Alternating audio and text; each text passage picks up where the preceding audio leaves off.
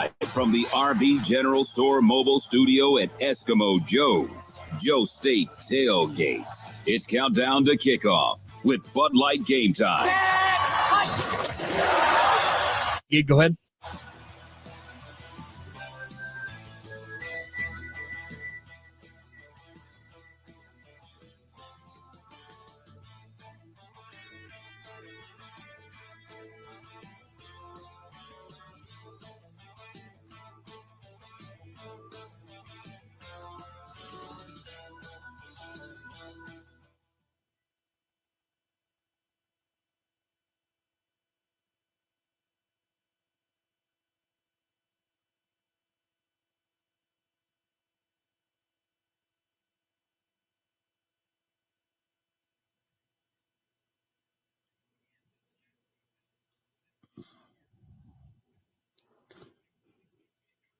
There's no doubt about it. The way they ended the season last year, you have the best quarterback in the league coming back. And, I mean, you finish beating Oklahoma, beating Notre Dame. I mean, what more can you ask for?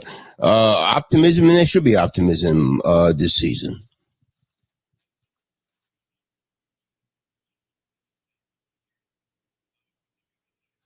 Seat with for a couple of different years covering Oklahoma State football way back when. Sam Mays is at Brown O'Haver. For people that might be new to the area, Sam and I attended Oklahoma State University at the same time, covered this team for every single game, including that magical run that they had through the 2011 season. Got a bunch of different stories to tell you about that, some on the air, some probably not suitable. But Sam, it's great to be back with you covering Oklahoma State football. And not only is it an exciting time for the Oklahoma State fan base, but it's a really important time for the program in general. You've got a little bit of an overlap here with Oklahoma and Texas still in the league. You want to be that program to really plant your flag in terms of what the new Big 12 is going to look like, to be that preeminent team as it gets started, don't you? Gideon, I'm so happy to be back on the air with you, my friend. I was telling a story about you earlier today, and I visited the College Station. I absolutely love doing radio with you. I love doing radio with you more during the football season, and you're 100% right. There's a reason to be excited about Oklahoma State football. Something special is happening, and it's happening at the right time.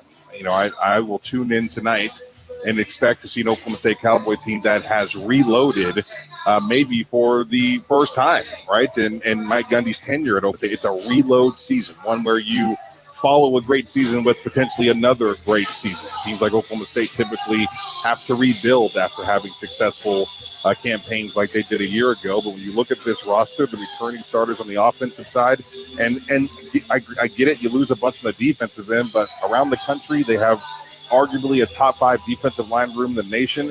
And there's a ton of veterans, a ton of experienced players, a bunch of guys that played a lot of football a year ago and that were a part of a defense that had some real teeth. I sat in the stands and watched them play TCU last season, and I made the joke that they should put riding time on the scoreboard. They were suffocating. TCU looked panicked on the sidelines. There was no answers for a defense that just flew around the football field and made great tackles. They got a bunch of guys in the NFL from that group, and there's a bunch of guys on this team that are also looking to be NFL players from this defense. So expectations for me or for them to contend for the conference, and it starts tonight against a very physical, tough, little hard-nosed team in Central Michigan, one that they've got some history with. Yes. So I'm excited about this game. Yeah, absolutely. No, this is a real team with a real coach, real talent coming back, and what they did well a year ago, a lot of returning starters there. We'll tell you about Central Michigan a little bit later on in the show, but I think Sam summed this up well, Al. It's a thing we know that the defense is not going to be as effective as they have been the last couple of seasons. It'd be nearly impossible for them to be, especially in third down. There was just no way to describe how good they were over the last couple of seasons in getting off the field and creating new opportunities for their offense. The question this year is, can the offense take enough of a step forward to make up for it? Well, and that's the key. What's Warren? Warren was really a good back. I mean, he's going to make the Pittsburgh Steelers. You lost Wallace, but you got a good group of young receivers. I mean, really, really good young receivers. I want to see what Ollie Gordon does at running back. Dominic Richardson, obviously from McGinnis, has some talent. The offense got to be a little bit better because the defense is not going to be as good as it was a year. So the offense got to be a little bit better. But they got playmakers. They got guys that can hit home runs. So that to me, that'll be the key with the offense. They have people that are really, really good. And speaking of wide receivers, our own number one target here on this show, Rashawn Woods. He's getting his team ready for their season debut up there in Enid. That is going to take place tomorrow. So Rashawn is going to join us for our post-game show, providing insights on Oklahoma State's season opener. Again, game kicks off at 6 o'clock. You're looking for it around the dial. It's on FS1 tonight. So Rashawn will be with us after the game and then every game there following. What do you think about these receivers, Sam? Rashawn is a big fan of Jaden Bray's size and athleticism. Brendan Presley is a guy that even if he does get the ball 6 or 8 times a game, you always have a feeling that he should have gotten the ball more. He's such an electrifying playmaker. I think they feel comfortable with a guy like J.P. Richardson, who had some nice moments a year ago. Braden Johnson was lost to most of the season with injury. And then they have some guys that stepped up a year ago, Rashad Owens, Bryson Green.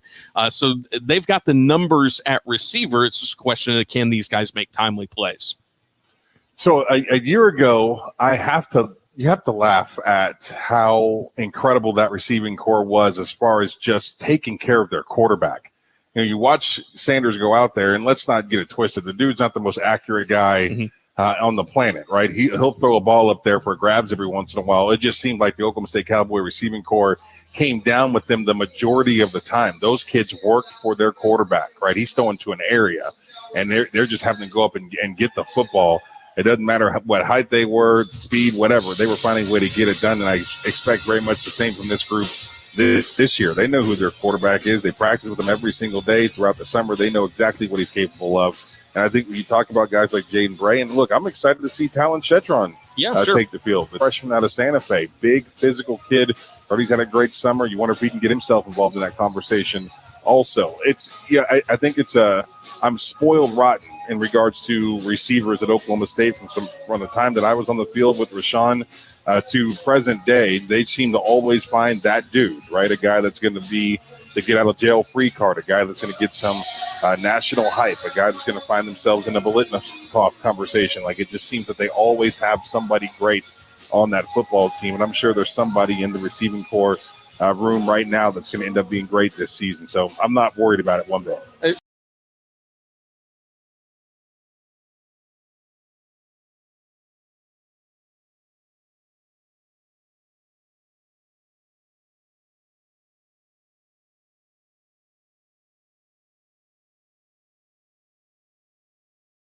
Something where if you looked at the last 2 years and said if Oklahoma State's defense was great on third down, they're probably 8-4, 7-5 both of those years. They were otherworldly on third down. A lot of those conversions were, after games were pretty much decided. The fourth quarter, things kind of loosen up a little bit. To be around 25% both of those years is just something that you can't expect again this season. What does it mean to be a coach like, Coach Mason coming into this situation, taking over for Coach Knowles, and being somebody who's in that back seven? We figured the defensive line is going to be really, really strong this year, but having to fill the void of so many guys who are going to be headed elsewhere. So I think that for Coach Mason, the first thing you got to do when you evaluate this team is look at the film and understand that the success that they had last year, even though they had great players on the field, wasn't really predicated to just an individual effort. It was the entire group that played well, the entire group that got to the ball carrier, the entire group that tackled well, right? Malcolm Rodriguez was the flag bearer of this team, and he had some excellent players out there with him, but it was the overall mentality of the defense, I felt like, that led them to the season that they had. So you're Coach Mason day one. I think you hope to look at a roster where you got a couple of sophomores that are going to be in your starting lineup. The rest are juniors and seniors that have seen a lot of great things, that have learned a lot of great things, that have been in meeting rooms for a long time, and they have built up this understanding of this is how we play Oklahoma State football, and this is how we fly around the field, and this is the stadium that jumps off the foundation when we're on the field. Like, those kids are used to that.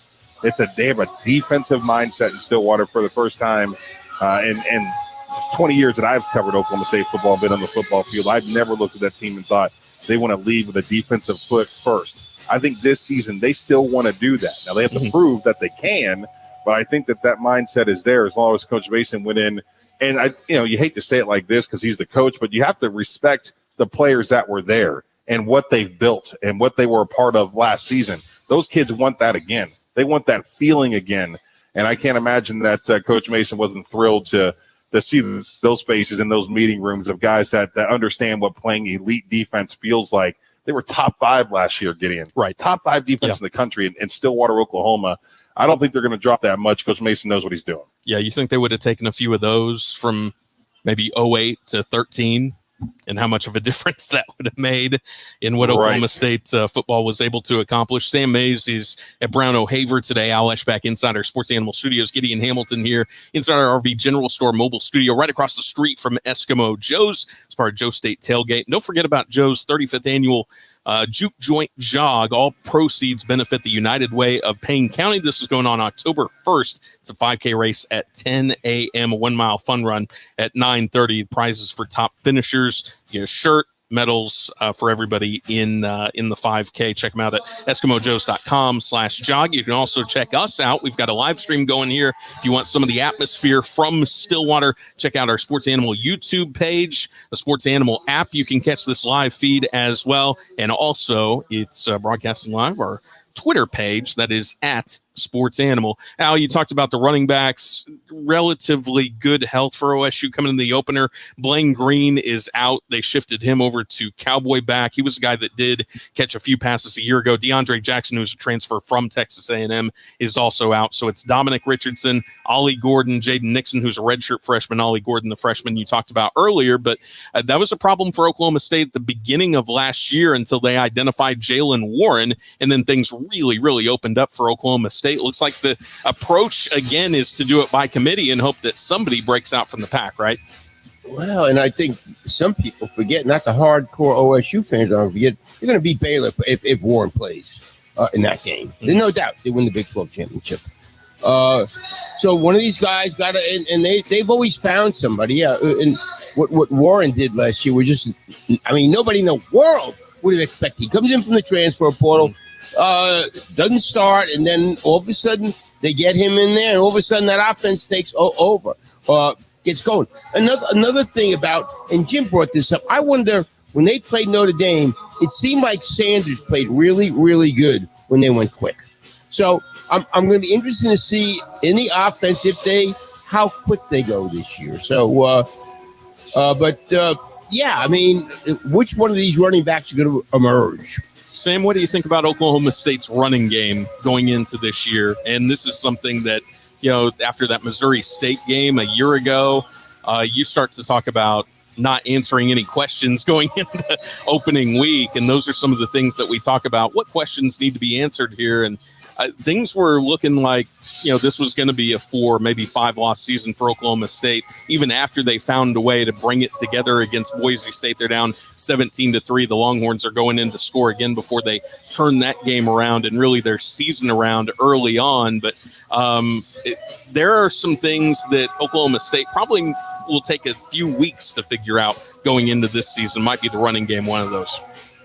Yeah, it's Gideon. I watched the first 2 games last year, and to say that my demeanor was not great is an understatement. I mean, it was like, what is this? Like, I'm right there with you. I would have easily told you they were going to lose 5 or 6 games last season, and they find a way in that Boise game to just run the football down their throat. And even though they looked a little bit disjointed, you can see that Gundy had figured something out. And whether that is something that just makes the offensive line comfortable or a certain formation, or maybe I don't know how he does it. I don't know how he schemes himself into success up front year in, year out. But you're 100% right. This is one of those teams that you can't take their first 3 games and say, this is who they are. You just can't. It sometimes takes 4 or 5 games for Mike Gundy to really figure out what the best way to approach this is. The thing you love about him is he'll find it. He'll figure it out within that season.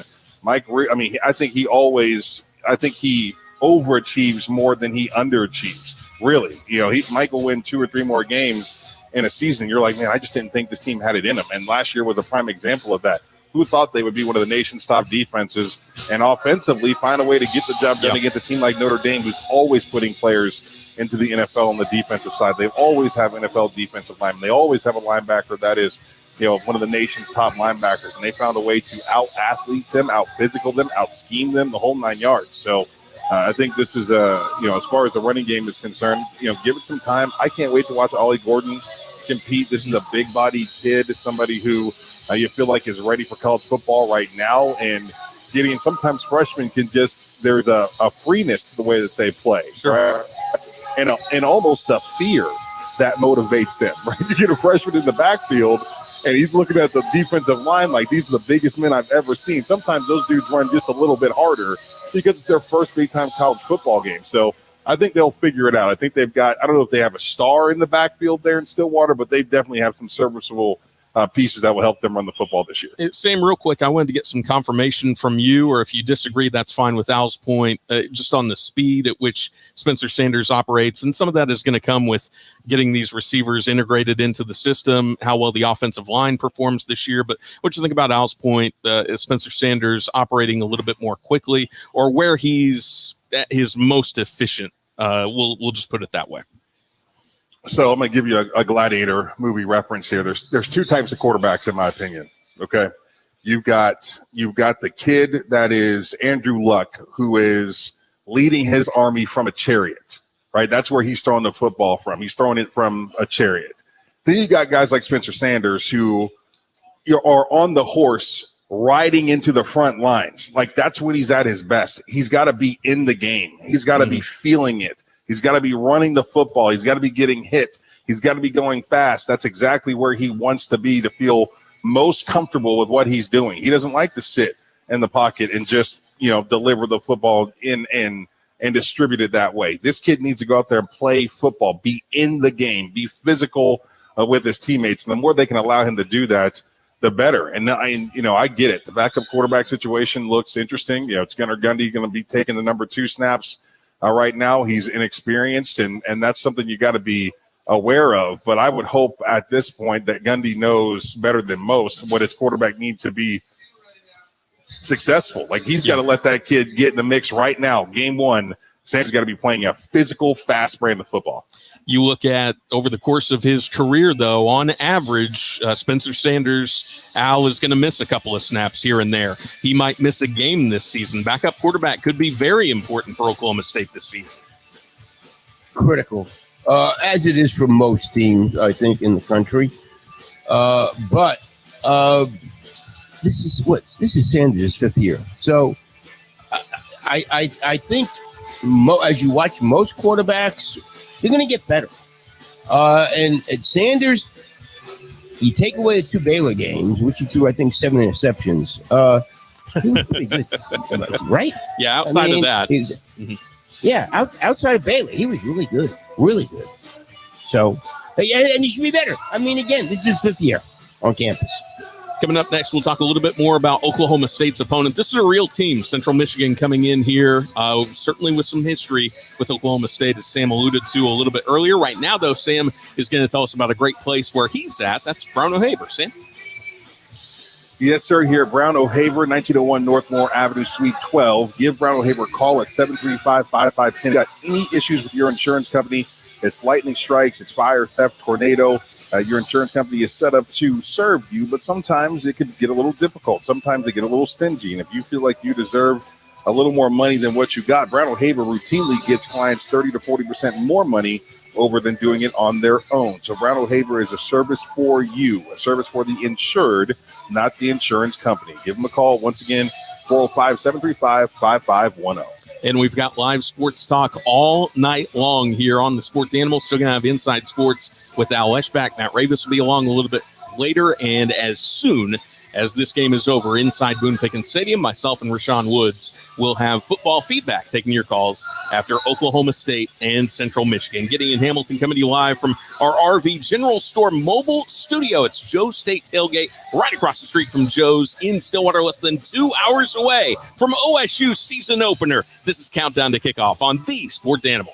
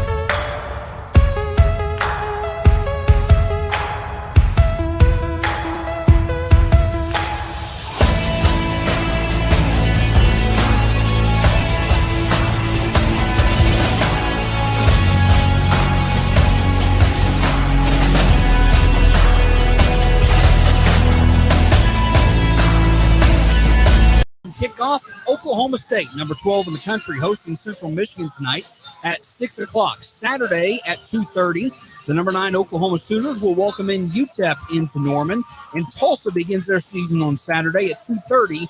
They are at Wyoming. Top 25, couple of other games tonight. Number 17, Pittsburgh and West Virginia at 6 o'clock. 6:30, number 22, Wake Forest hosts VMI. One game in the top 25 tomorrow. That's number 15, Michigan State hosting Western Michigan. Then Saturday, number 6, Texas A&M hosting Sam Houston at 11 o'clock. A couple of other games at 11. Number 8, Michigan State hosting Colorado. And number 13, NC State is at East Carolina. 2:30 games on Saturday. Number 3, Georgia, and number 11, Oregon. That game is in Atlanta. Number 16, Miami, is hosting Bethune-Cookman. Also at 2:30 in Fayetteville, number 19, Arkansas, welcomes in number 23, Cincinnati. 2:30 on Saturday, number 24, Houston, is at Texas San Antonio. 3 o'clock games on Saturday. Number 21, Ole Miss, is hosting Troy, and number 25, BYU, is at South Florida. A couple of the big games on a Saturday evening, 6 o'clock, number 7, Utah, is at Florida. And the big one on Saturday, number 5, Notre Dame, is at number 2, Ohio State, at 6:30. Countdown to kickoff and Bud Light game time from inside the RV General Store mobile studio at Eskimo Joe's, Joe State Tailgate. Sponsored by Clearsight LASIK, the law office of Warden and Carbinger, Michener Farron Jewelers, Mr. Electric, and Oklahoma Farm Bureau Insurance. It's time for Weapons of the Game. Sponsored by Travis Watkins, tax resolution and accounting firm. IRS problems? No problem. Call 405-451-3399. Weapons of the Game. You guys are on?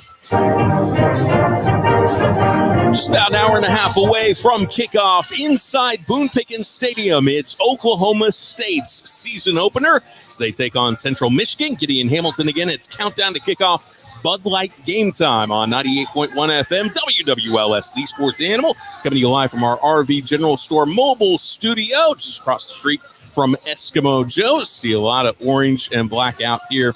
People having a great time in anticipation of tonight's game. So our weapon of the game, I do want to put this out there, though, just within the last 10 minutes or so, it has been made available to the media that not only will the Cowboys be without Blaine Green at that Cowboy back position, Jake Schultz, who's another one of their tight ends, will be out, and Sam Jaden Bray will miss this game due to injury as well. So there will be more opportunities for some of those Cowboy receivers we mentioned a little bit earlier to make a play today. You know, it's game one, and energy's high. I'm pretty sure they've got the staff there in place to go ahead and so a pretty productive day. You hate it for those kids, though. You know, you work your tail off all season long, and you get to this point all off season long. The summers in Stillwater are tough like they are around the country, and it's game number one. All you want to do is play, and to be hurt, that sucks. So for those guys, hopefully they can get back as soon as possible and get healthy. Al, considering those, what's the weather like? Gideon, what's the weather like? It just started to rain again a little bit, and so it looked like there was a system that was going to come through, but it was pretty small. And so if I had to guess based on the radar, I don't think this is going to last until the game starts. I think it might just blow through a little bit. And I think there should be a little bit of a window to get this game in. Then it's supposed to rain again overnight, but I can't guarantee that. And if it does rain, then obviously that changes the dynamic a little bit, Al, because this is a Central Michigan team that's really, really excellent on the ground. At least they were a year ago. Well, this is a Central Michigan team. They played 3 Power 5 teams a year ago. They got beaten their opener by Missouri, 34-24. A couple weeks after that, they play LSU, get beat 49-21. Then they beat at Washington State 24-21. So this is no powder puff team they're playing. Obviously, they know all about what happened to them a few years ago, but This is a good opener. This isn't one of those that you go, oh, well, let's just lollygag and you can do anything we want. This is a good team that they're playing. Yeah, this is not Pine Bluff 2 weeks from now for OSU. This should help prepare Oklahoma State for the season. Sam, as Al said, this is a real team. They've got a real coach. Jim McElwain's been around big-time college football before. He was the coach of Florida for a couple of seasons. They went 9-4 a year ago. Their quarterback, Daniel Richardson, was 7-2 in games that he started last year. They did lose a receiver to the NFL, but I talked about how effective they were on the ground. Lou Nichols ran for over 1,800 yards. He had 2,200 total yards from scrimmage a season ago, and they return all 5 starters on their offensive line. That's huge, right? I mean, that's where you really got to understand the power of this team is going to be is up front on that offensive line and the relationship they've got with Lou. Like when you have the kind of season that he did a year ago, it's not because you're just hitting a hole and running as hard as you can because you have an understanding of what your offensive line is capable of from left tackle to right tackle. When you call a certain play and you know it's going to the right side in the A or B gap, you know that your center and right guard are great at this type of double team, and to expect the guard to get up to the second level of the linebacker and cover him up. Therefore, you can run the ball more aggressively or be more patient. I think in Norman over the last few years, we've had a couple of backs that have kind of showed us what this looks like, that patience in the backfield, allowing your offensive line that you're comfortable with to go ahead and put the work in. Now, I will say this, you love I love this matchup for the Oklahoma State defensive line, who 100% is physically more gifted than that Central Michigan offensive line. But the Central Michigan offensive line, there's one more of those guys, and they have a great relationship, and they're mentally ready to play football. They played a lot of football a year ago. They had a lot of success a year ago. So I would assume that this game up front is going to be more competitive early than people want to believe. I think there's probably going to be a little narrative probably by midway through the second quarter, where's this great Oklahoma State defensive line? And I would tell people to hold your water a little bit, let them figure it out, because the line that they've got in front of them in Central Michigan knows what they're doing, and they're not going to be intimidated by Oklahoma State, because I still think the Cowboys have got to prove what everybody's been talking about all off season long. Like, they've got to show people that they're one of the top 5 defensive lines in the country. Like, someone said that to me a couple of months ago, and I laughed a little bit. What do you mean the Big 12's got a top 5 defensive line? That didn't happen since I was on the football field. But when you really look at this group, and you look at Tyler Lacey, and you look at that you're getting Trace Ford back, and you look at Brendan Evers, who I think is an excellent player. Colin Oliver, as a true freshman a year ago, was unbelievable. They've got some dudes. No doubt they've got some dudes. But they've got to prove to themselves, to their team, and to the nation that they are as good as everybody says they are. And Sam mentioned this earlier, Al. It's Oklahoma State. You would hope that they wouldn't need this.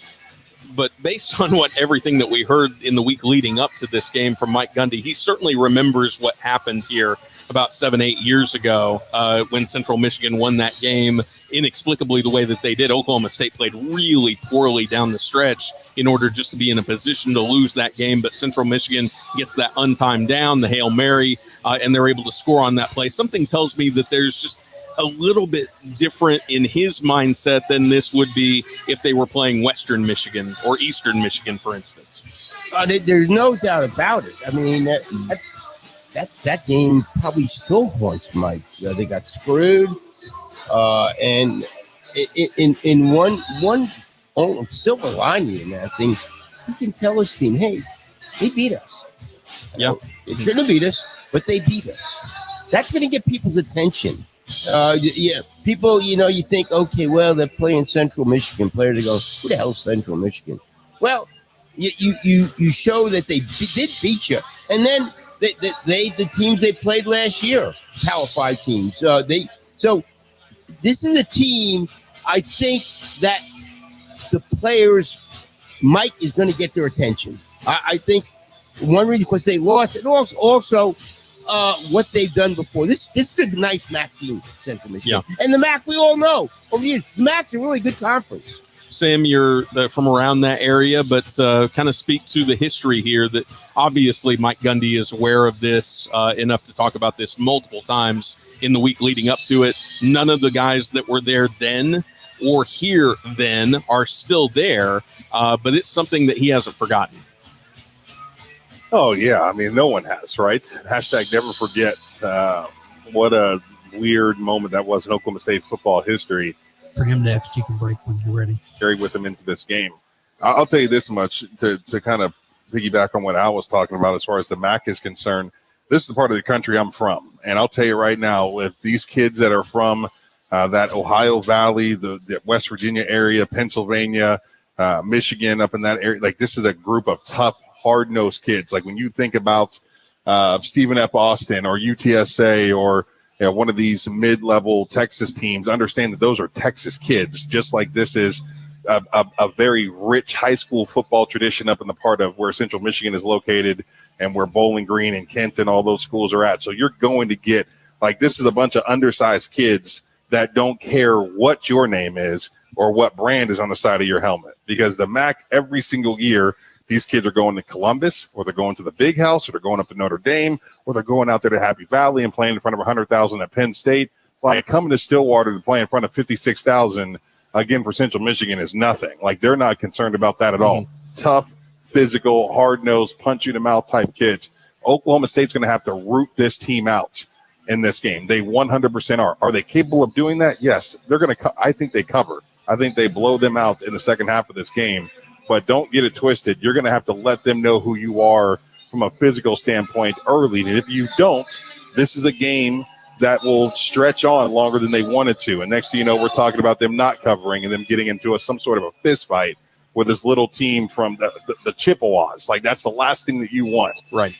But you absolutely have got to give them the haymaker ASAP in this game. Let's go around the horn real quick here. Weapon of tonight's game. I think we said Brennan Presley almost every single game a season ago. I'm really interested to see what Braden Johnson has. Mentioned his season was decimated by injury last year. He is a guy that can be a big play threat, so he's my weapon of the game. Al, what about you? I'm going to go with Dominic Richardson. I know Sam loves the guys in the trenches. I want to see the Oklahoma State offensive line. I want to see him be able to run the ball. And Richardson had a great career. You know, McGinnis, he tore his knee up. It slowed him down a little bit in high school, but I think he's a really good player. I want to see Dominic Richardson have a really good game tonight. Too early to tell anything definitively, but that would be a great sign if he has a good game tonight. Sam, who's your weapon of the game tonight for OSU? I'm going to go with the freshman, Ollie Gordon. I think that he's ready to make a statement. I think this is somebody that 100% has got the body and the physical ability to be a big-time Division I player right now, and I'm excited to see him get an opportunity. I don't think that running back room is 100% set yet. I think there's going to be a battle after this game for sure. Sam, what's going on at Brown O'Haver today? Yeah, make sure to make your way out to Brown O'Haver if you have any needs dealing with your insurance company. When I sat down to meet these guys for the first time today and get a better understanding of what they do, I was blown away. I've never had a good interaction with my insurance company. It's like, I pay you guys to help me in these situations. And then the next thing you know, you feel like you're being run around, or you're not getting the claim that you deserve, and they're not offering enough money. You can call Brown O'Haver, and they're going to make sure that you are getting the help that you need. They routinely get clients 30 to 40% more money over than doing it on their own. So if you need somebody to talk to your insurance company, or you are currently talking to your insurance company and you don't like where it's going, give Brown O'Haver a call at 405-735-5510. Check out our live stream, the Sports Animal YouTube page, or you can go on our Twitter. That is at Sports Animal. Also on the Sports Animal app. Big thanks to Cisco and Jay Pitts for doing a fantastic job for us setup here. Saw Tim and Stan, Joe's, everybody here at Joe State Tailgate. People having a great time in Stillwater as we anticipate OSU's season opener tonight against Central Michigan inside Boone Pickens Stadium, just a little over an hour away. When we return, we'll be joined by the Oklahomans' Barry Trammell to preview tonight's contest. Al Eschbach inside our Sports Animal Studios. Sam Mays at Brown O'Haver. I'm Gideon Hamilton inside the RV General Store mobile studio, and this is Countdown to Kickoff on the Sports Animal. Countdown to Kickoff and Bud Light Game Time from inside the RV General Store mobile studio at Eskimo Joe's Joe State Tailgate. Sponsored by Fire Lake Casino, Air Comfort Solutions, Bob Moore Nissan, Tito's Handmade Vodka, and Travis Watkins, tax attorney. Attention, Oklahoma!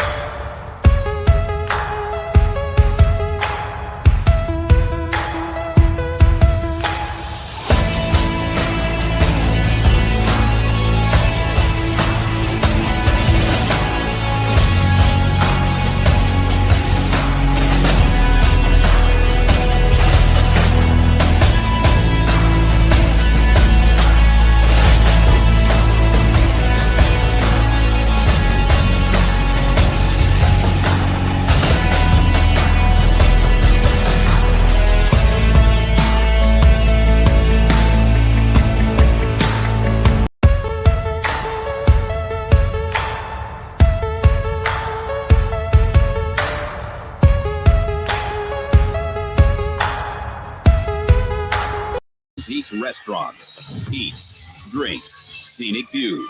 Number 12, Oklahoma State hosting Central Michigan tonight at 6 o'clock inside Boone Pickens Stadium. This is Countdown to Kickoff. Football feedback with Gideon and Rashawn following the game tonight.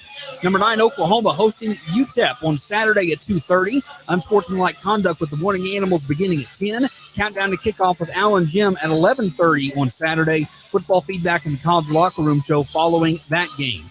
Tulsa begins their season on Saturday at Wyoming. Kickoff is at 2:30.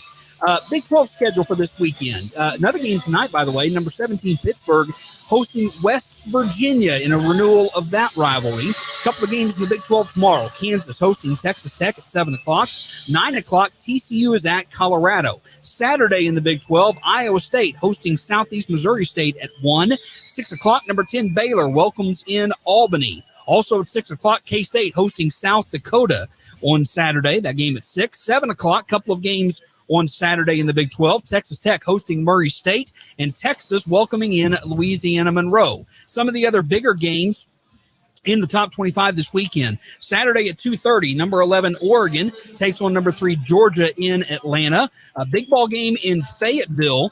That is Cincinnati, number 23 in the country. They're at number 19, Arkansas, on Saturday at 2:30. Saturday night, 6:30, number 5, Notre Dame, and number 2, Ohio State. Countdown to Kickoff and Bud Light Game Time from inside the RV General Store. Hey, Barry's ready?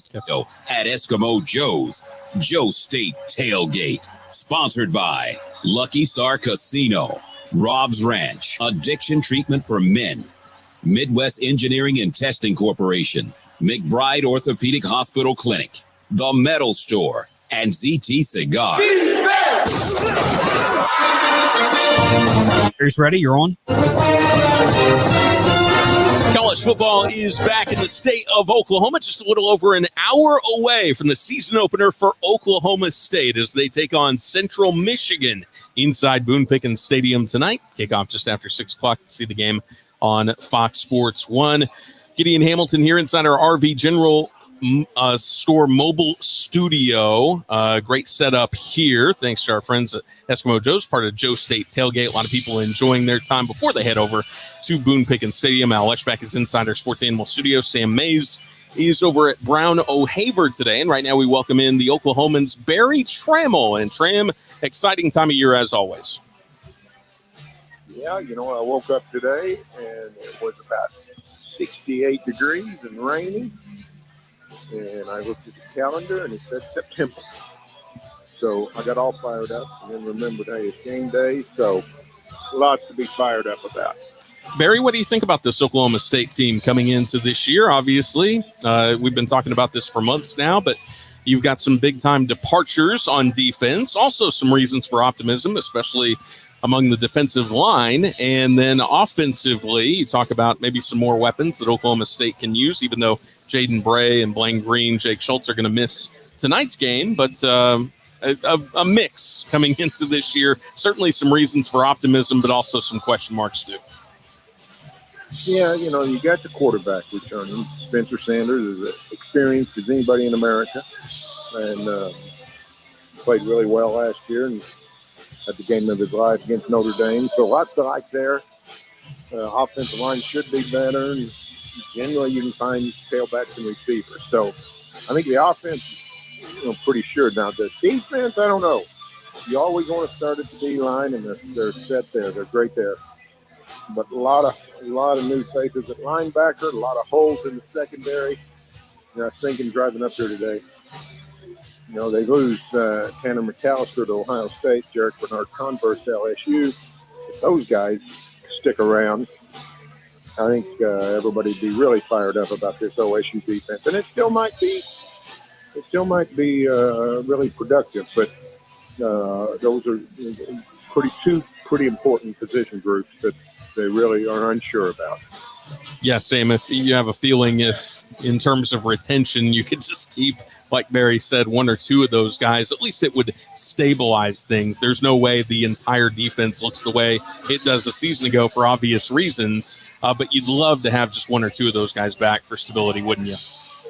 Oh, yeah, there's no question about it. I'll say this, though. A year ago, we kind of laughed at how old the Oklahoma State defense was. I mean, just a bunch of old men flying around the football field, guys that have seen a lot of things and played a lot of football and clearly been well coached. And the thing that kind of made that group so special, in my opinion, was when you get a bunch of veterans in the locker room at halftime, those guys they're focused on doing the right thing. Like there is no distractions for them. They go in, they eat the Snickers bar, or whatever protein shake they're being given. They sit down and immediately go to work. And then it's this transfer of knowledge from coaches up into the booth to coaches that are on the sidelines to the players that are playing the game. And that relationship that they had there was almost flawless. Like they were great coming out of the second half with a plan defensively. When I look at this defense now, you're right. Are they missing a couple pieces that would have absolutely helped them?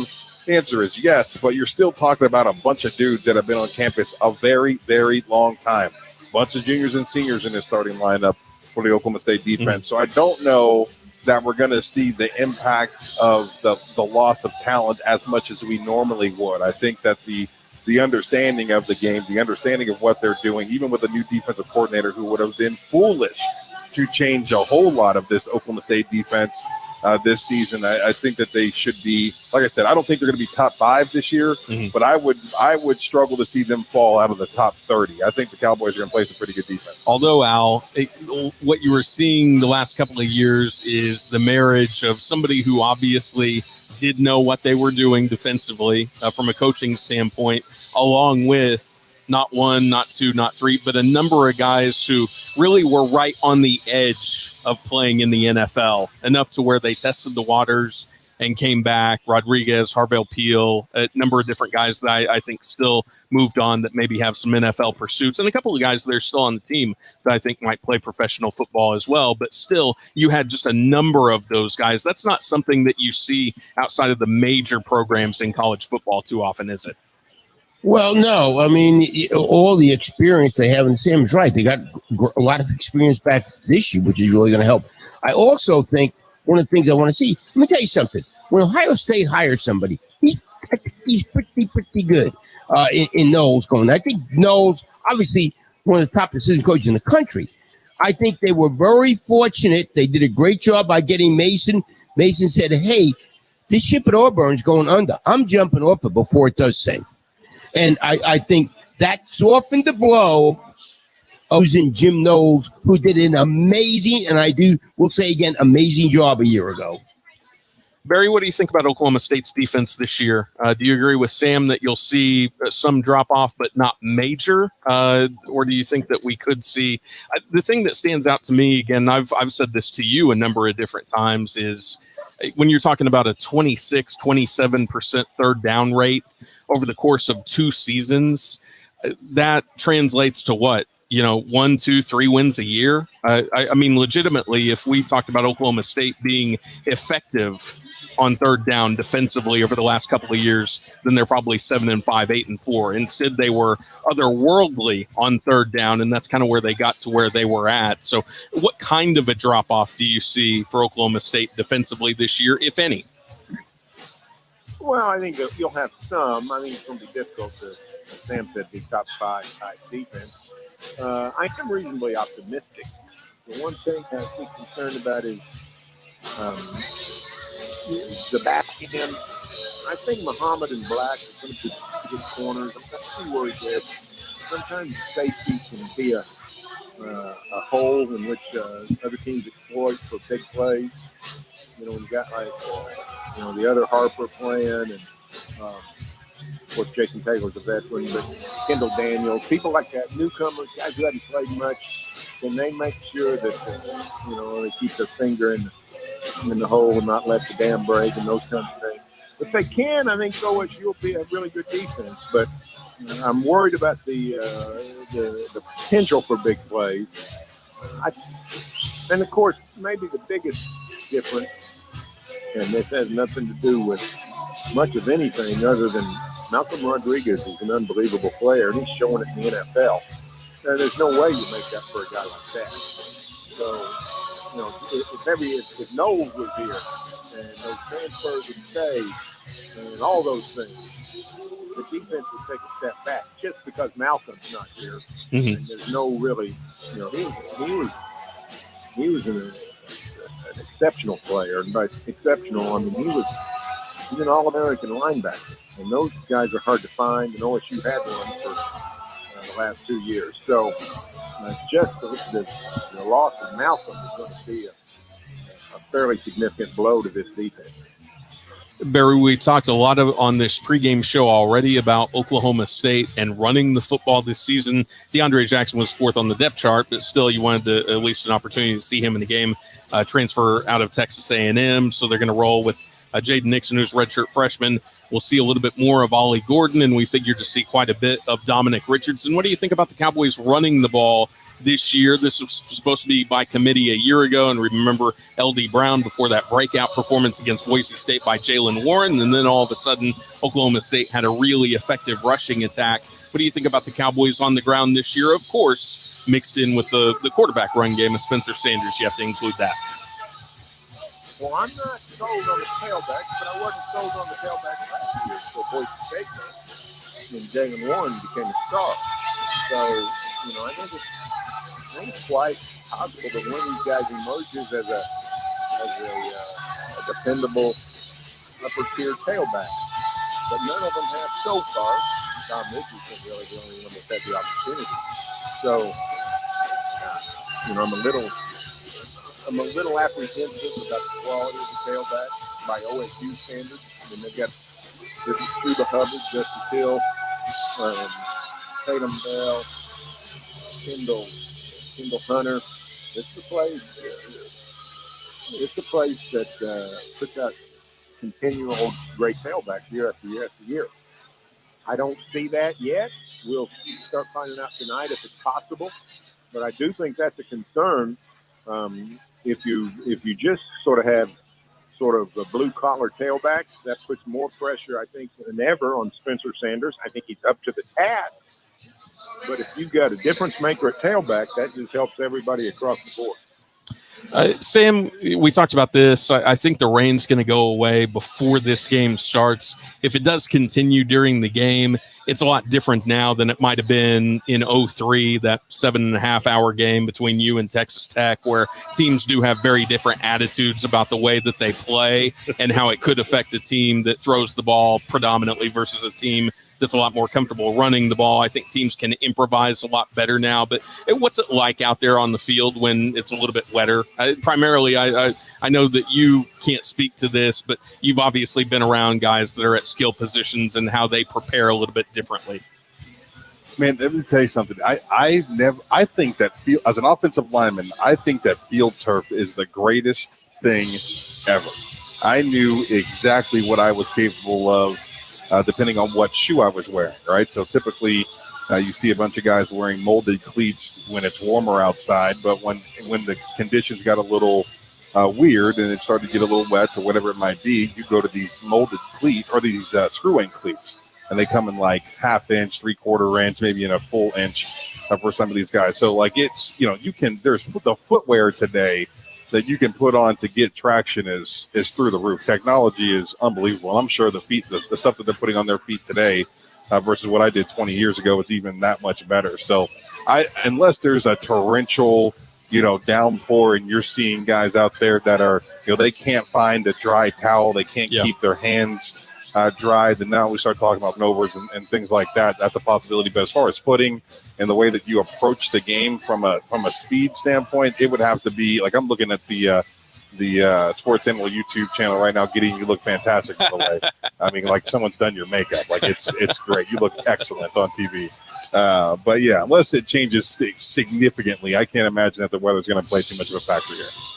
That's Sam Mays, who's out of Brown-O-Haver today. Al Eschbach is inside our Sports Animal Studios. We're going to come back. We'll be joined once again by the Oklahomans, Barry Trim. We'll talk about some of the other action in college football tonight as we get underway with some more big games from around the country. Gideon Hamilton here inside our RV General Store mobile studio, part of Joe State Tailgate, right across the street from Eskimo Joe's as we get set for OSU and Central Michigan. The Cowboys season opener just about an hour away. This is Countdown to Kickoff on the Sports Animal.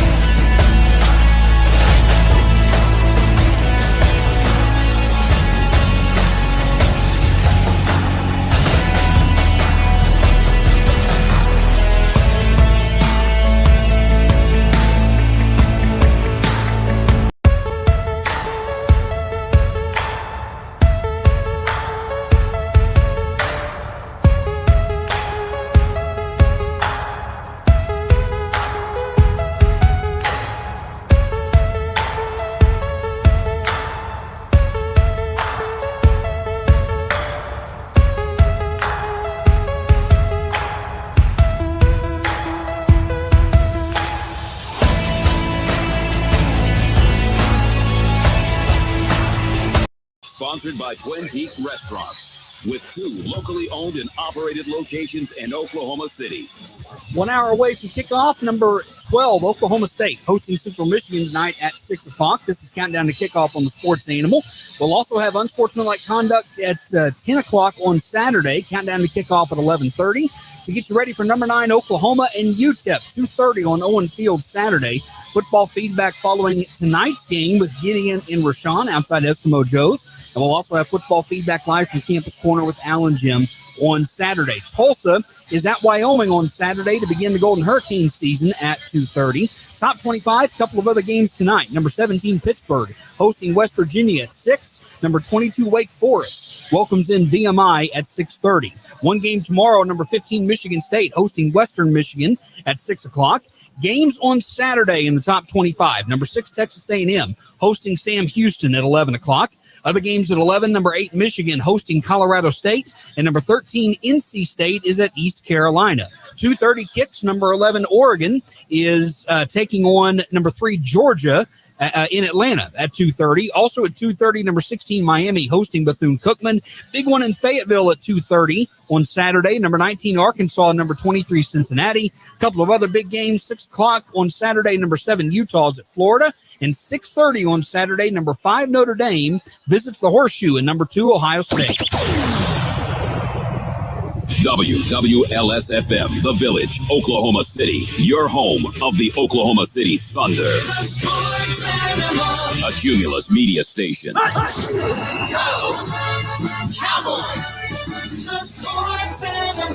Live from the RV General Store mobile studio at Eskimo Joe's, Joe State Tailgate. It's Countdown to Kickoff with Bud Light Game Time. Guys are up.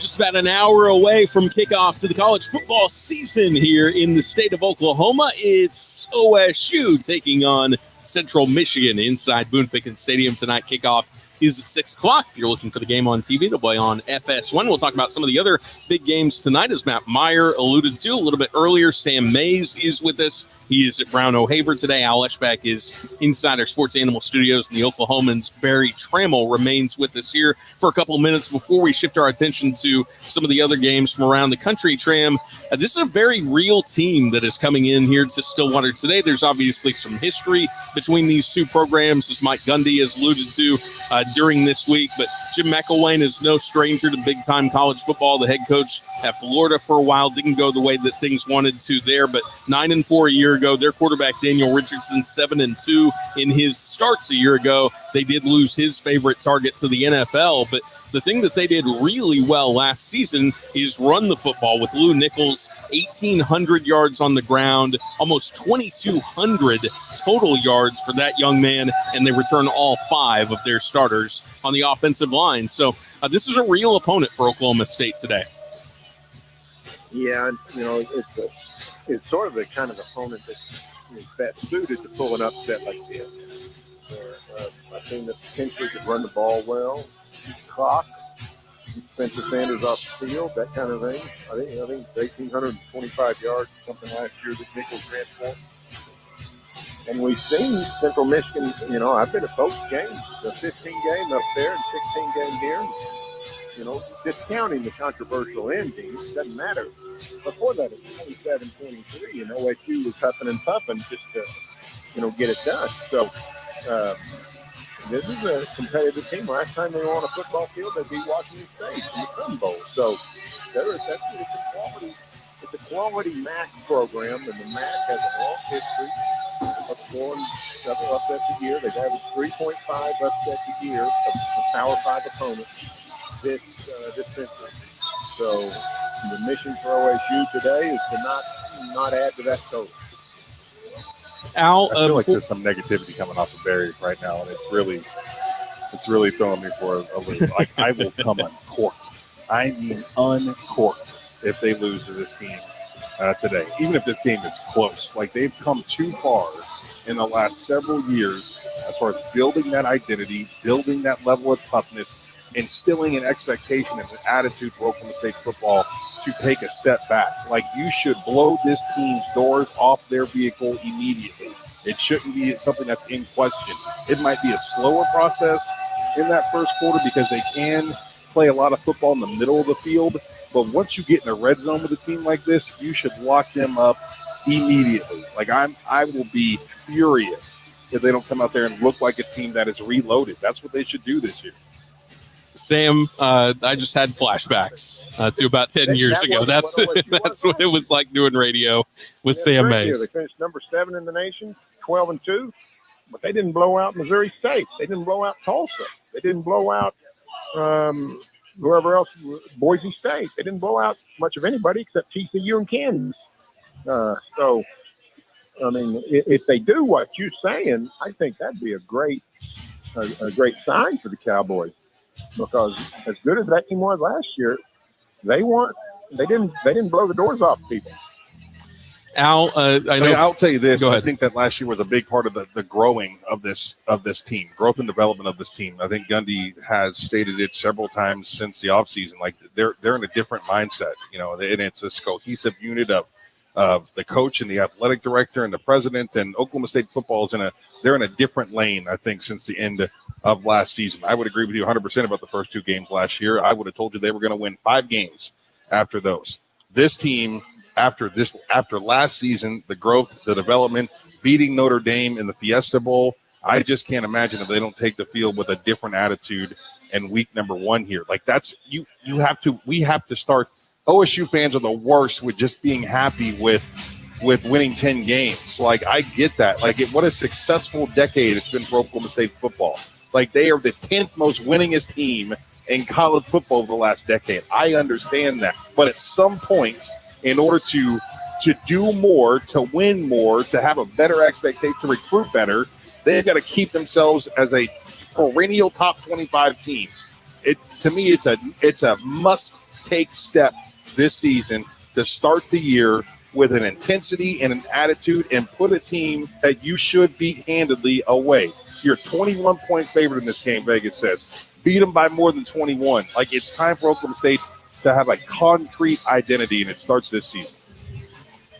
Okay. Al, for people that didn't get an opportunity to hear your reaction yesterday, what do you think about this renewed push toward college football playoff expansion? Sounds like it could happen here in the next couple of years. Well, tomorrow, I guess they're going to vote. Got to be unanimous. Said it yesterday. If they leave all the money on the table by not expanding, that's an injustice to the school. No longer can the presidents, talk about the student athlete. No, we're talking about the athlete. We have the NIL. We have all kind of. The whole thing is changed with the transfer portal. It's a new world out there. You're not going to hear a president go, well, students may miss a game or a week of school or days of school. No. It's all about money now. MONEY, money. Barry, how's this vote going to go? I beg your pardon? How do you think the vote is going to shake out when they inevitably do it tomorrow? You think they're going to push past this thing? I do think they're going to pass it, but here's a development I discovered this morning. You know who has some power for the first time ever in their life? The mid-majors, the American Conference, the MAC, the Mountain West, Conference USA, the Sun Belt. Any one of those conference commissioners could vote no. Any one of those conferences could say, you know what, we're good the way we are. So that $450 million, the vast majority of which will go to the big boys. If they want that money, they're going to have to actually appease the little guys a little bit. So to me, it's a great negotiating wedge for the mid-majors, one they'll never have again. And I think you're going to see them try to exploit it, take advantage of it, and get some concessions in terms of automatic qualification. So that's something to keep an eye on.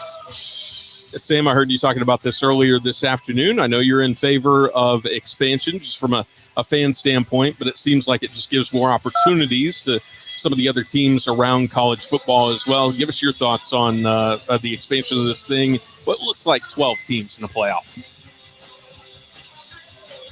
look, it's ludicrous that it's taken this long to get this thing done, right? Division I football is the highest level of football before you get to the NFL, and everybody else seems to just to find a way to do a 12-team playoff just fine, or playoff just fine. This is great for the Big 12, who, you know, if they can get this thing done this year and going to next season, you say goodbye to OU and Texas, you're welcoming that new crop of Big 12 teams. You're looking at the Big 12 being the third best conference in whatever's left, right? And they should get a couple of teams that are good enough to get themselves into a 12-team playoff scenario. That's great.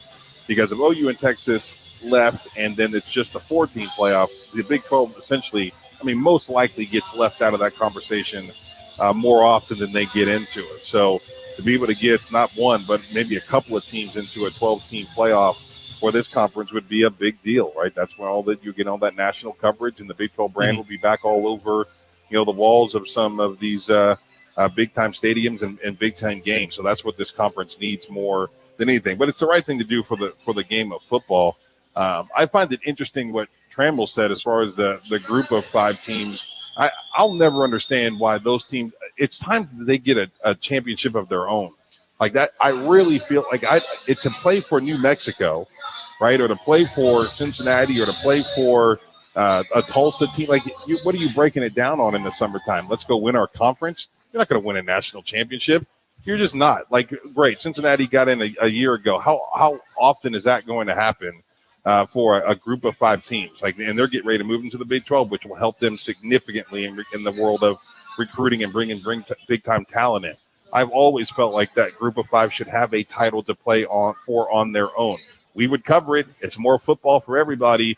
It just doesn't make sense that they're still fighting for what would be scraps at the end of the day. You're fighting for what? So you can be the 12-team in and get your teeth kicked in by Alabama in Tuscaloosa. Does that sound fun? It sounds like a slaughter to me. I don't know why anybody would want to do that.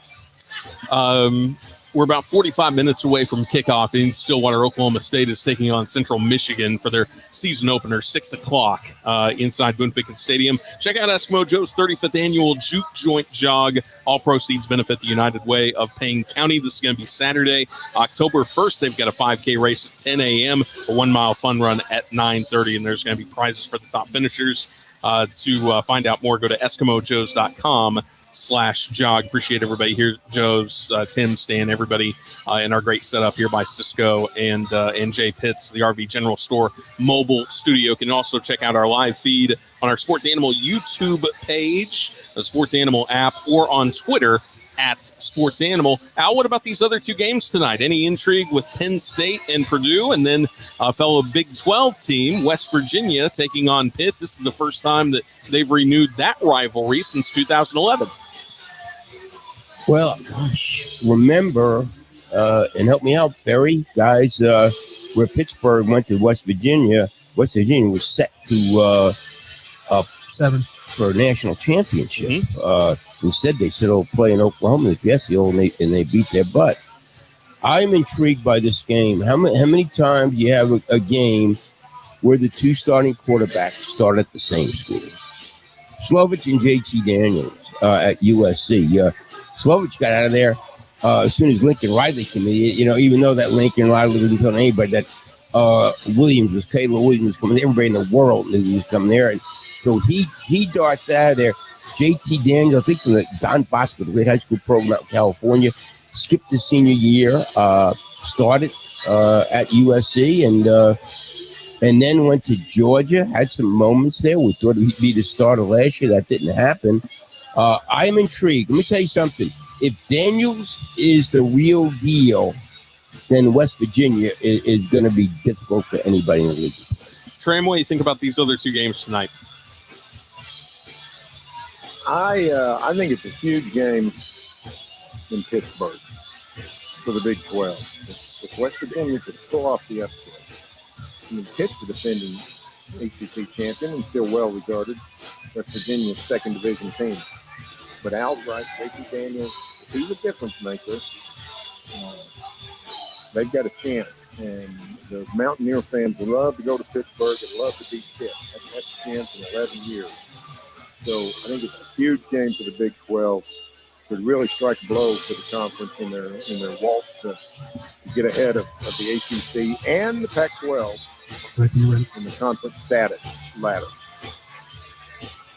Sam, I heard you talking about Neil Brown a little bit earlier, and West Virginia, an opportunity, another transfer quarterback, but you have a feeling if they can put some things together with as wide open as this conference is, they could finally have some positive momentum. But tonight's game would go a long way into getting that started off on the right foot. Yeah, dude, no question. Like Neil Brown, the first time I saw him at Big 12 Media Days, it was like, I don't know why you're here. You don't seem excited or inspired or any of the things. And I think what we ended up seeing was the project that he had in front of him was unbelievable. I think West Virginia's done a great job with patience and allowing him to build the program the way he needs to. And it's it's from foundation, from the footing on up, he had to rebuild that thing.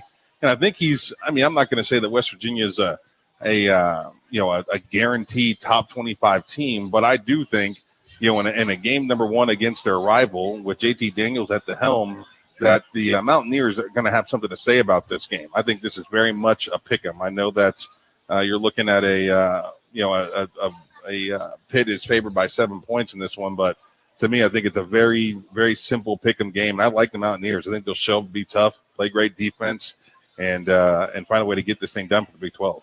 Barry, before we let you go, what was your prediction in this game? Final score, OSU and Central Michigan, and why? I had 30-14 OSU. That's under the spread, and I think Central Michigan's got a history of playing people close. I think we'll see a reasonably close game tonight, and get Sam Mays all for 2. Trim, appreciate the time as always. Enjoy the game. Sam Mays, what's going on at Brown O'Haver today? Yes, sir. Here at Brown O'Haver, I'm so thankful to be out here. These guys are absolutely incredible. Make sure you give Alice and John a call. They're going to take great care of you. Brown O'Haver is a public insurance firm that adjusts insurance claims for the insured, not the insurance company. If you have had a loss, they are licensed adjusters that will adjust a claim on your behalf to ensure you're getting the full and fair value of your insurance claim. Brown O'Haver routinely gets clients 30 to 40% more money over than doing it on their own. And not only will they help you personally, but they'll help your business. So give Brown O'Haver a call at 405-735-5510. The legend Al Eschbach is inside our Sports Animal Studios. When we return, we'll welcome in News 9's Dean Blevins and get his perspective on tonight's season opener for Oklahoma State as they take on Central Michigan. Gideon Hamilton here inside their RV General Store mobile studio right across the street from Eskimo Joe's in Stillwater. You're listening to Countdown to Kickoff, 98.1 FM, WWLS, the Sports Animal.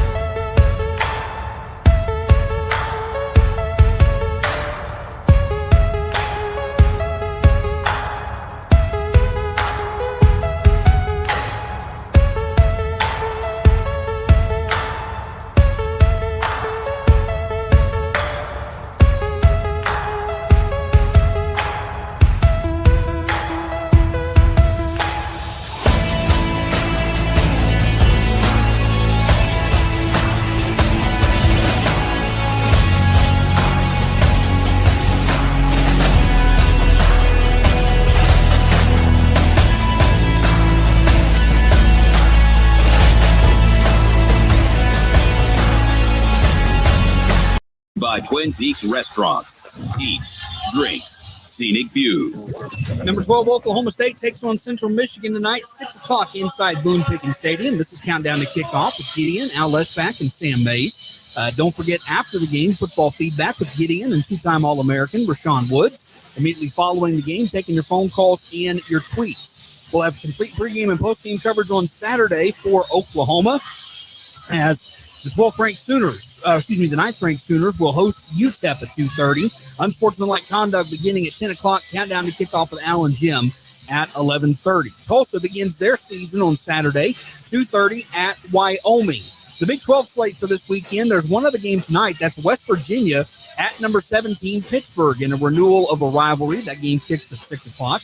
Two games at 7 o'clock tomorrow. Kansas hosting Tennessee Tech, and TCU is at Colorado at 9 o'clock tomorrow night. Games on Saturday, 1 o'clock, Iowa State hosting Southeast Missouri State. Two games at 6 on Saturday. Number 10, Baylor welcomes in Albany, and Kansas State hosting South Dakota. Texas Tech hosting Murray State at 7 o'clock on Saturday, and Texas home for Louisiana Monroe, also 7 o'clock on Saturday. Some of the big games this weekend, 2:30 on Saturday. Number 11, Oregon takes on number 3, Georgia in Atlanta. Number 23, Cincinnati's at number 19, Arkansas, 2:30 on Saturday, and 6:30 on Saturday night. Number 5, Notre Dame is at number 2, Ohio State. Countdown to Kickoff and Bud Light Game Time from inside the RV General Store mobile studio at Eskimo Joe's Joe State Tailgate. Sponsored by Twin Peaks, 43 Vision, Eskridge Honda, Revive Men's Health, and Adams Family Real Estate. You guys are up? Just about half an hour away from the start of college football season in the state of Oklahoma, OSU and Central Michigan inside Boone Pickens Stadium. This is Countdown to Kickoff, 98.1 FM, WWLS, the sports animal. Gideon Hamilton coming to you from the beautiful RV General Store mobile studio today. We'll be here immediately following the game, taking your phone calls after OSU and Central Michigan. Rashawn Woods will join me for that during the game. We'll still have Inside Sports with Al Leschbach. Matt Ravis will host a live edition of the Sports Animal starting at 8 o'clock as well. So we'll have local talk throughout the course of the game, along with constant updates as well. Sam Mays, has been great to be on with you again. I know you've had a great time at Brown O'Haver today. Yeah, absolutely. They've been absolutely incredible. I had no idea what they did when I got here, and to learn that this is the place I need to call next time I have anything to do with my insurance is pretty incredible. I think there's some insurance companies out there that do make it a little more difficult to get exactly what you deserve from your claims, and Brown O'Haver routinely gets 30 to 40% more money over than doing it by yourself. So I'm here for it. Give them a call, 405-735-5510. Brown O'Haver, looking to make your life easier. And these guys will offer their final thoughts after I depart for the stadium, pick up the credential and everything. And speaking of that, Al, when you go to that game on Saturday, how many years is this for you legitimately covering college football in the state of Oklahoma? We got to be getting up there, don't we? Wow. I mean, yeah. It's probably, when I started out at the Journal, Oklahoma Journal, I did the high school beat, but then I was covering, either Oklahoma State or Oklahoma each week. So it's going on. I'd say. What year was that when you first started? Maybe you attended your first game as a reporter. Well, I did with the school. I worked with the school newspaper as you did, Gideon, Oklahoma State. So I did it then. But for the Oklahoma Journal, it was probably in 1969. Wow. That I did. And then I shifted again. I was covering Oklahoma State one week, Oklahoma one week, and so it's all of 52, 53 years. Amazing stuff. Legendary career there for Al Leschbach. Sam, what is this time of year still like for you? Because you do have that body clock that tells you, hey, it's about to get underway. And I know you're a long way removed from playing here at Oklahoma State, but you still have to feel it a little bit at this time of year, don't you?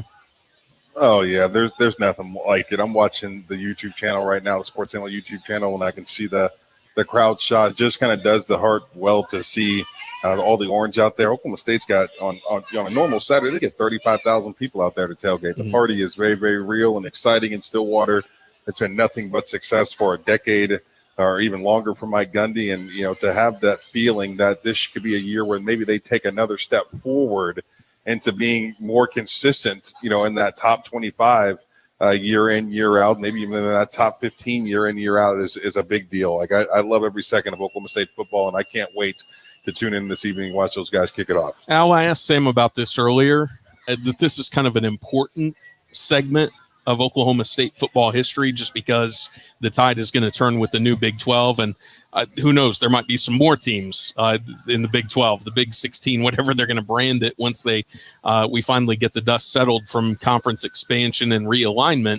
But still, the fact remains the same. There have been years past where we talked about Oklahoma State, and they have a lot of talent, and they probably need to take advantage of it that year. This is a little bit different. With OU and Texas and this conference shifting the way that it is, there's an opportunity here. And Oklahoma State really does need to take advantage of that, don't they? There's a huge opportunity. I mean, huge. Oklahoma State, when OU and Texas leave, and they've been better than Texas the last decade, they have a chance. You look at it right now. We'll see if the Big 12 can snag like Oregon and Washington, but they have a chance right now with the new alignment of the Big 12 to be the premier program, and that says a lot. I mean that it shows you how far this program has come from when it was called Rust-Oleum Stadium before Sam Mays arrived. When did they do the renovations of the stadium, guys? Now probably how long ago was it? So that donation was right around the time that you left, Sam. So they would have fixed everything up maybe in the year or two that followed that. Does that sound right? So like they did half that stadium. We had I want to say it was the south side of the stadium was done when my senior year. Like they had done the weight room in the basement of Gallagher-Iba and the new logos are up and all those things, but they had started the renovation on the stadium at that point. And, I take a lot of the 2002 team is going to be honored this year. I want to say at halftime of maybe this next game there in Stillwater. I look at that class and the job that they did and think about where they are today. And it kind of really started back then, right? A new standard of Oklahoma State football. And so it's been 20 years, since that stadium started to change. It's quite a journey, Sam, from then to now. And you've had some outstanding teams, here and there. And you talked about Oklahoma State and the number of games that they've won over the last decade, being among really some elite programs in college football. But now is an opportunity to take it to a different level. Oh, 100%. And if Gundy has made me a believer in the last 2 years. When he stands up, it's me and my fiance and my two little kids are in the Fiesta Bowl in Arizona, and Gundy's talking about our brand, the Oklahoma State brand, and where Oklahoma State football is at in the last 10 years, and how he's beating his chest a little bit, and it made, I think, Cowboy country across the board. Everybody would beat their chest a little bit after hearing those words come out of his mouth. He has made me believe that there is something more to Oklahoma State football. He has made me believe that he is reinvigorated, engaged, excited, and ready to move forward. And I'm really hoping to see that on the field tonight. Like it's the head coach. Gundy has given me this feeling of excitement coming into this season. What I've said about this Oklahoma State program, it's really amazing what Gundy has done. He's not turning a lot of players into the NFL. His recruiting classes are not ranked in the top. I think right now they're like 60-something in the country. 68. It is, how do you do it? It's amazing. Is it not?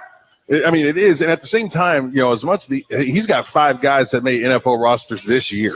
The reality of it is in the last 10 years, Gundy has taken a bunch of kids that are 2- and 3-star kids and made them into some pretty incredible football players, right? The growth and development over Oklahoma State's program over those years has been magnificent. They're turning 2 stars into 3 stars, and 3 stars into 4 stars, and you hear it every single year. That's the very truth.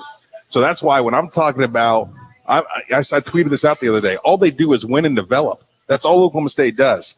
And so when you do that, typically it reflects in recruiting, and it just hadn't. Like, that's the one thing that is so curious. But man, he's been magnificent and turning these in-state kids and some of these players that he's finding in, some of these smaller towns in Texas, these 2- and 3-star kids, he's turning them into football players, and they're playing their tails off for Oklahoma State.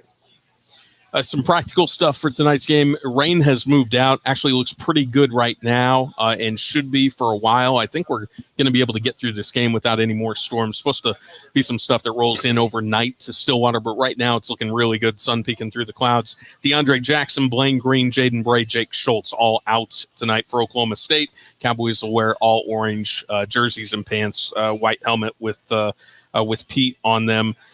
Sam, great to be able to do this again with you. Hopefully we get a chance to do it again somewhere on down the road, man. Yes, sir. Enjoyed it, my friend. And Sam is coming up a little bit more with Al Eschbach. Those guys coming up after the break give you their final thoughts on tonight's game.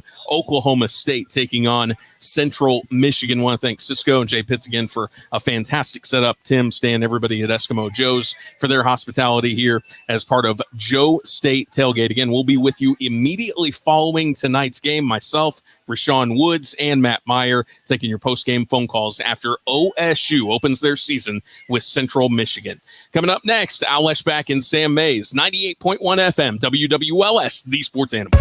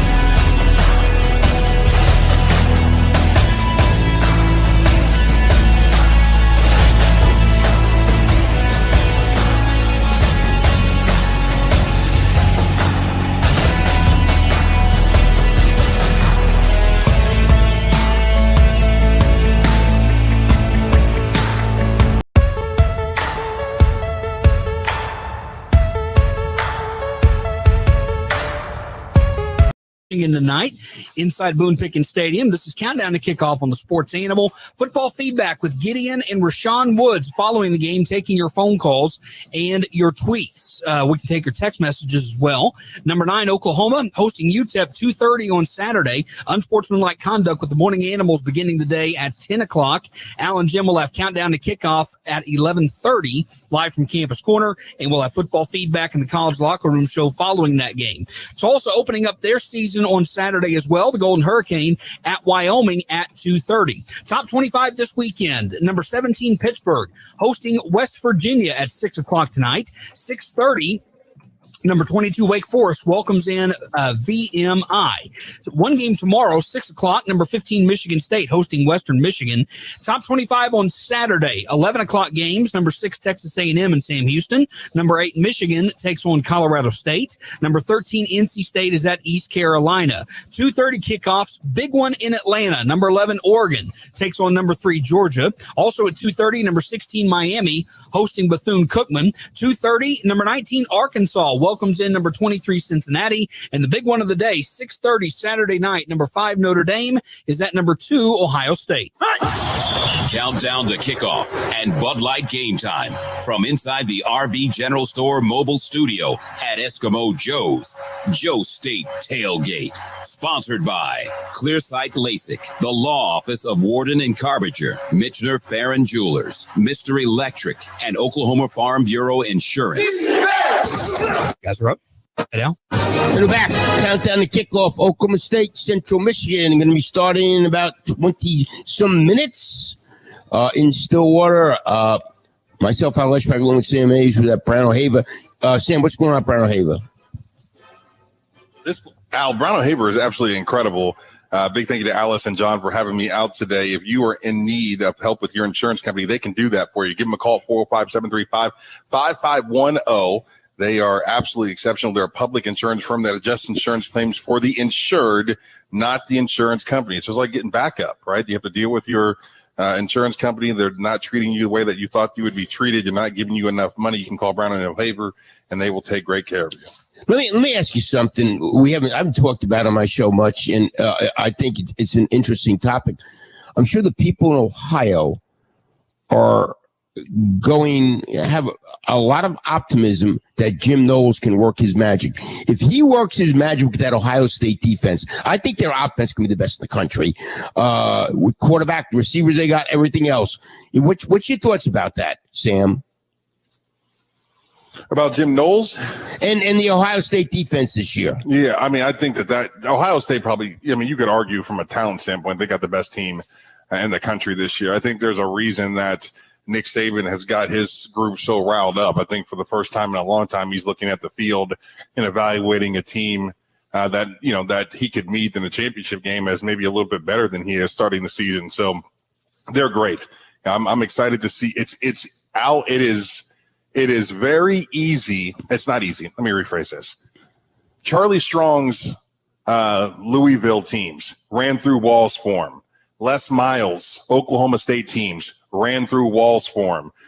What is that idiot that coached at Texas, the Mensa guy? Tom Herman. Those teams ran through the wall for Tom Herman at Houston. There's a real big difference in getting the Oklahoma State boys, the Houston boys, and the Louisville boys to buy in than going to a team where there's a bunch of entitled five-star blue chips, right? They're not running through walls for you just because that's who they are, because you've helped them believe in themselves. They need more than that. So Jim Knowles has got this is a different breed of animal that he is dealing with, maybe one that's a little more difficult to deal with on the regular than Malcolm Rodriguez, who would literally run through every single wall in the building for you, right? So I think that our expectation is for Jim Knowles to have a lot of success. I think that maybe we should be a little more reserved and give him a minute because, like I said, it's just a different kind of cat he's coaching. You know, playing Notre Dame, and what's really interesting is one of the things we heard, how much truth is that Brian Kelly left Notre Dame because he couldn't get the great players. Well, the new coach there is getting some great players there. So I think, and it seems like they love Freeman there, right? Is what you heard? Yes, that's what I'm hearing. I'm hearing that they're a big fan for sure. I'm hearing everything is where it needs to be, and relationship is built, and I think everybody's fired up and ready for game one. Let me ask you, a young Sam Mays, he rides at Stillwater. He's 18 years old, from military background and the NIL, and all of a sudden you got $50,000 in your pocket. What do you do? What does your dad tell you to do? Oh, what my dad tells me to do is save it and, make some smart decisions. What I'm probably going to do is go find a boat and some kegs and act like a fool all summer long. Would your dad dad allow you to do that now? No, Okay? he wouldn't. But at that point, Al, I'm 16 hours away from the house, and he can't watch me every single second of the day. These are grown men now. They're making their own decisions. 21-year-old Sam Mays was not responsible enough to have $50,000 of money in his bank account to not kill himself. I'm just going to be honest with you. Like, there's no way that I would have been responsible enough for that. Now, these kids today are different, and there's more 18-year-old millionaires than there's ever been before, thanks to social media and YouTube and everything else they're dealing with. So maybe my mindset is a little different, but I would have been looked at that thing, and I would have had NIL deals with every barbecue company I could get. I would have had a big giant truck and a boat, and I would have been making bad decisions every single weekend.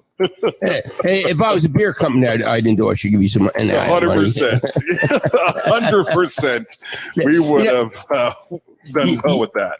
You know what I just thought? Isn't maybe parenting going to be more important than ever now with all this money going around? Oh, yeah, dude. And the sad thing about it, Al, you know this as well as I do, there's less of that happening than ever before. It's hard to raise kids today. I've got 3 teenage girls at home right now, and the stories they come home with the kids that they go to school with and the things that they're up to and what their parents are dealing with. And you almost feel handcuffed more than ever. Teachers are more handcuffed than ever before. That's that whole narrative. Al, when you were a kid, we were talking about it's a community that raises your kids, right? It's your neighbors. It's your, right. It's your teachers. It's everybody. My kids don't even know the neighbors' names. Right. We knew neighbors 5 houses down from us. We knew who they were. They're calling us up to the house, telling us to behave or giving us lunch. Hey, come in here and eat this sandwich. You look like you're hungry. Or you need a glass of water, or turn my hose on. Like, that's what it used to be. It used to be community raising your kids. And everybody had expectation for the neighborhood kids. And it's just not. It's a very, very different world that these young people are growing up in. And you hope that they get the support that's needed on case more than anything. All right. Those are the people that are dedicated to taking care of them and making sure they're making the right decisions. So at the end of the day, as much as Sam Mays wanted to be a fool back then, I would hope that a Marilyn Middlebrook or a Terry Noonan or somebody who was in charge of that part of my life, of that NIL, what are you doing with your money? Here's some investments that you can make. This is what we suggest that you do, was a big enough personality that I took them serious. The campus, the universities can't count on parents anymore. They just can't. They've got to count on themselves and to make sure that they instill that level of discipline in their student athletes and to let them know that, hey, we're here to push you and to motivate you and coach you and teach you, but we're here to love you too. And I think that's probably the most successful coaches in the game right now are the ones that are making their kids feel that way. The way that Venables makes his kids feel, clearly, you can tell that he's doing that job right now. Dabo Swinney does that job. It's very easy to see that those coaches are in the right spot. So, I think that's kind of where they're at now, is just trying to figure out how to make sure they can get all these kids taken care of and make sure they're making good decisions. How interested are you see what Ewers can do with Texas? So here's my take, and I spent the day watching UTSA football, right? I truly feel like Alabama is the gas and UTSA is the light, is the match. I really, truly do, Al. I think that it is going to be a very difficult season for Texas with this news that we have of the 12-team playoff and maybe a way out for Oklahoma and Texas to get into the SEC sooner. I promise you, Sarkisian peed his pants when he heard that. The last thing he wants to do is go to the SEC next season with a team that's probably going to win 5 games this year. They've got 2 true freshmen on their offensive line, and the second game of the season is Alabama.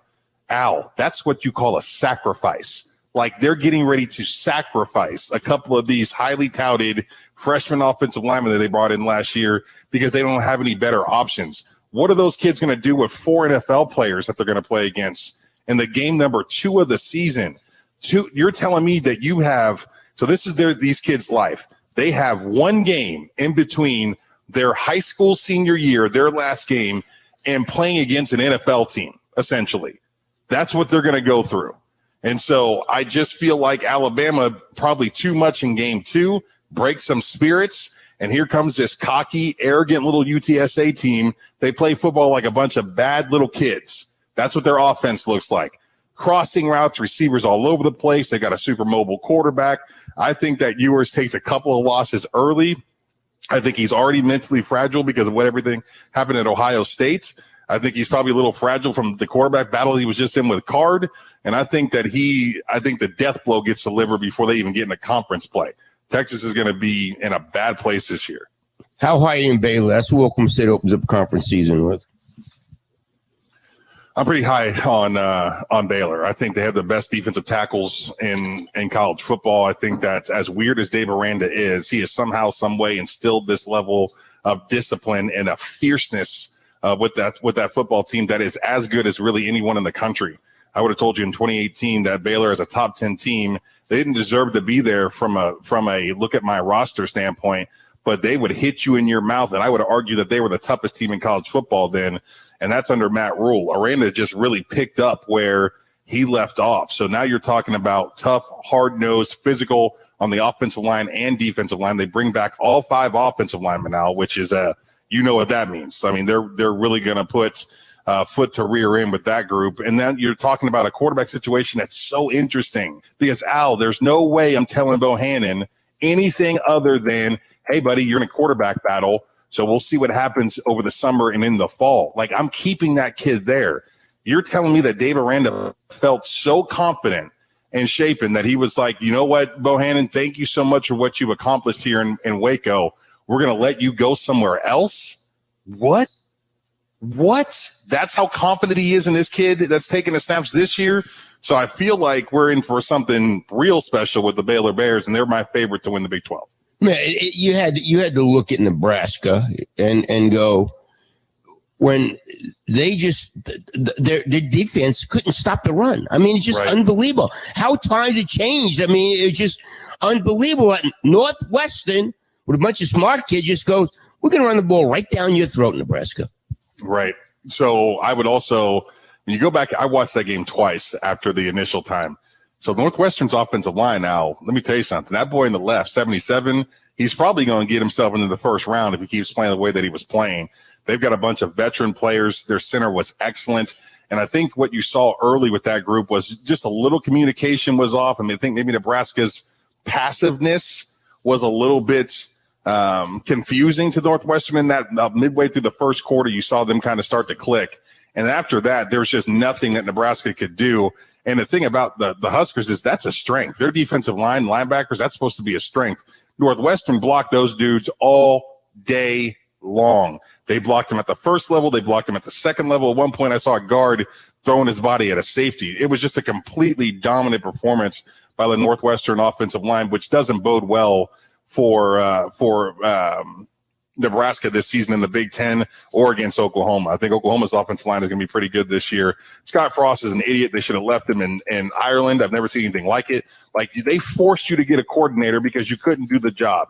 They finally put you on the sidelines with nothing to do but manage the game. Everything is going well. You're up by 11 and you decide to go for an onside kick. Are you kidding? Are you serious with that garbage? Please. Like, that guy, he needs to go. It's time for some new blood up there in Lincoln. And I thought, if he gets blown out by Oklahoma and maybe loses their first non-conference game by a large number, he might not survive the season. Well, yeah. The buyout goes from $15 million, which it is now, to $7.5 million on October 1st. So I don't know, but people bring up maybe Nebraska not to have a program to fire somebody, especially one of their own midseason. We will see, but there's a lack of toughness. They didn't like Bo Pelini, a Youngstown guy, but Bo Pelini was going 9-4, 10-4 up there. every year. They got to get a toughness back, which they used to have and they don't have anymore. Right. Yeah, man. So I played against the remnants of the black shirts, Al. You know, like at that 2000, we beat Nebraska for the first time in 50 years in 2002, and they were starting to I think it was Al, who was the coach? Bill Solich, Frank Solich. No, Bill Callahan. Yes, he had the job. So they go from Solich, who we all know what Nebraska was in the 90s. And then they give the reins to Callahan, who runs basically the run and shoot. And it was a complete disaster. And to me, that move right there was the downfall of Nebraska football. It's like you went away from your identity. College football hadn't even changed that much at that point, right? People were still running the ball at that point. Oklahoma's running the ball at that point. Ohio State, Alabama, everybody's running the ball. Miami running the football. And all of a sudden, Nebraska thinks they're going to go air raid system, which was a joke. They lost it right then. But, yeah, man, the Nebraska's brand, who they were, that home field advantage, it was something special. And it was an honor. Like, it was an honor for me at that time as a kid from northeastern Ohio who loved and idolized those 90s Nebraska teams. That's who we were in northeastern Ohio. Physical, in-your-face football. And in 2001, Nebraska played for a national championship. Now, they got whacked by Miami, but they played for a national championship in 2001. Yep. Wild, so, man. The downfall was almost immediate. It's unbelievable. So what do you think happens in Stillwater tonight? Oh, I love the Cowboys in this one. I think they cover, and I think they probably, it's 21-point line. I have no expectation other than to go out there and put foot to ass. I think this is a real physical game. I think Gundy and that staff offensively call a great game. Sanders is ready to take another big step, and I think he's probably one of the nation's top 10 quarterbacks. I mean, that's what he should be this year, is one of the nation's top 10 quarterbacks. Is he going to do it just through the air? No. Is he going to do it just on the ground? The answer is no. But as far as production-wise, it's time for that kid to take the next step. Hey, Sam, enjoy talking to you. Thanks, man. Thank you so much, sir. I appreciate your time. See ya. Matt Myers, what do we got coming up? I'm here for the next 2 hours between 6 and 8 with Inside Sports. What's going on? That's right. Inside Sports with Eshbach coming up for the next 2 hours. Beginning at 8 o'clock, Matt Ravis will hold down the fort with a special Thursday night edition of the Ravis Island. He'll be taking your phone calls after Al takes your phone calls, and then immediately following Oklahoma State and Central Michigan, Gideon Hamilton will be live in Stillwater, along with Rashawn Woods. We'll be taking people's phone calls after OSU and Central Michigan. So we're going to hear from the people all evening out. Okay, and that's coming up. I'm going to come back, take phone call, light the lines up. Let's talk. We'll take an OG&E break. Check out OG&E. They got so many things going on. Rates below 30% below the national average. Grid enhancing going on. We're going to be back with Inside Sports 98.1 FM. WWLS, the sports animal.